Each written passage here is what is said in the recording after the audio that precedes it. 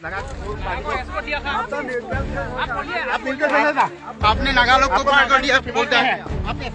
গতিকে সেইদিনাখনৰ পৰা আজিলৈকে অসম চৰকাৰে আছে এটা পুলি ৰুব পৰা নাই আৰু যি তাৰ আগতে যিখিনি পুলি ৰুইছিল আজি এটা ধুনীয়াকৈ উঠি আহিছিলে সেই পুলিখিনি কাটি এতিয়া তহিলং কৰি থৈ গুচি গ'ল। আজি প্ৰায় 60-70খন গাড়ী নগা গাড়ী আহিছিলে।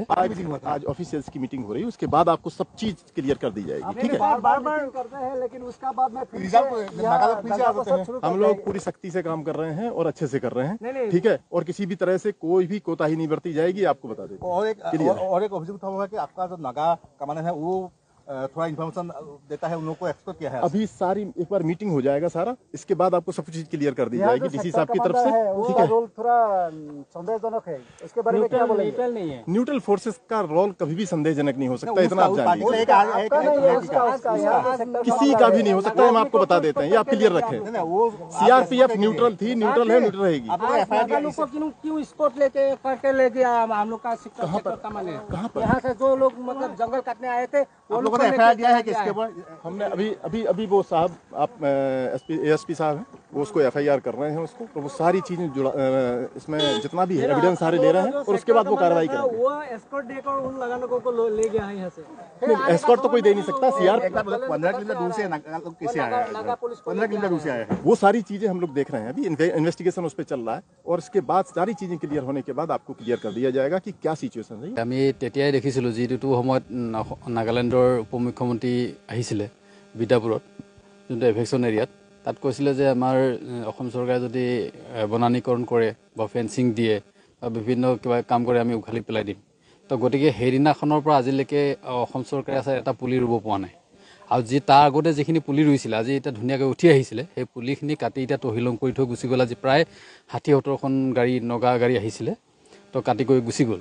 তো ইয়াত এটা বহুত মানে আমাৰ দুখ লাগিছে বস্তুটো। আমি যিটো হিচাপত ভাবিছিলোঁ যে এইটো অঞ্চল ভেকশ্যন কৰি বা উচ্ছেদ কৰি ইয়াত এটা ধুনীয়া সেউজীয়া পৰিৱেশ গঢ়ি উঠিব, কিন্তু পৰৱৰ্তী পৰ্যায়ত দেখা গ'ল যে আজি এতিয়া কোনো ধৰণৰ অসম চৰকাৰৰ এক্টিভিটি নাই, ইয়াত পুলি ৰোপণ কৰিব পৰা নাই সেইদিনাখনৰ পৰা।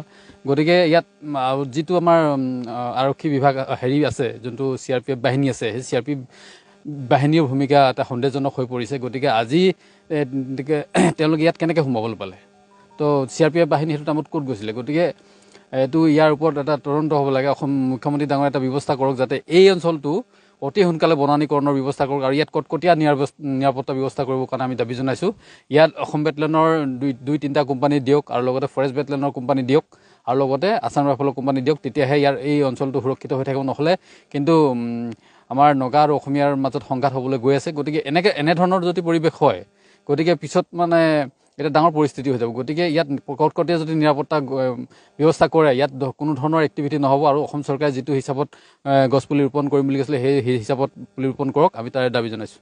দেখা গৈছে যে তো তাকে সেইটোৱে আমি এতিয়া অনুভৱ হৈছে। গতিকে সেইটোৱে কৈ আছোঁ যে অসম চৰকাৰে যিটো সময়ত এভেকশ্যনৰ সময়ত যিটো হিচাপত তেওঁলোকে সক্ৰিয়তা গ্ৰহণ কৰিছিলে, কিন্তু এই পৰৱৰ্তী পৰ্যায়ত আমি দেখিবলৈ পোৱা নাই।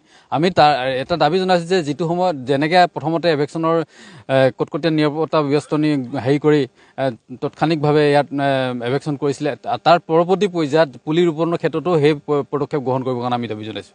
গতিকে আমি আজি দেখা গ'ল আজি ধুনীয়া পুলি যিটো সেউজীয়া হৈ উঠিছিলে সেই পুলিবিলাক কাটি কৰি কাটি থৈ গ'ল নগাই। গতিকে এটা দুখ লাগিছে। গতিকে আমি ভাবোঁ এই উচিত অঞ্চলটোত অতি সোনকালে বনানীকৰণ ব্যৱস্থা কৰক আৰু কটকটীয়া নিৰাপত্তা ব্যৱস্থা বেষ্টনী গঢ়ি তোলক।